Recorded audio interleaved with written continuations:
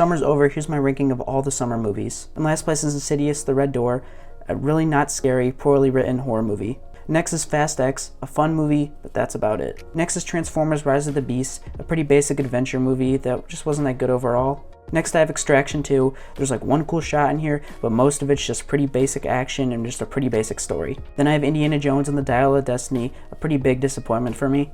Then I have Elemental, an okay Pixar movie, but definitely one of the weaker ones. Then I have Blue Beetle. It was a fun time and a pretty generic superhero movie, but just a fun time. Then I have Joyride, a fun road trip comedy. And I have Nimona. This film had some problems, but overall it was a pretty entertaining and enjoyable watch. And I have The Flash.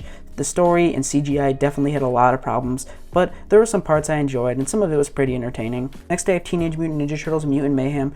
Great voice cast and great animation. Next I have Still, a Michael J. Fox movie. The editing in this really just made it what it is. Next I have Asteroid City by Wes Anderson. I do think sometimes in the story will get kind of ignored for style, but when it focuses on the story, I think the movie is really good. Next I have Blackberry, the best biopic of 2023 so far. Next I have They Clone Tyrone, a great cast paired with a really good sci-fi concept that's utilized really well in the film. Next I have Barbie, really funny, fun time, and great production design.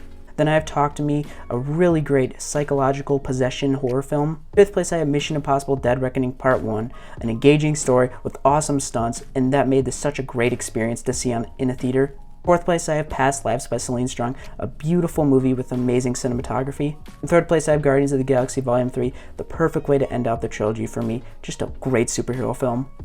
I have Oppenheimer by Nolan, a phenomenal. First place I have Spider-Man Across the Spider-Verse, a follow-up to my favorite film of all time that didn't disappoint.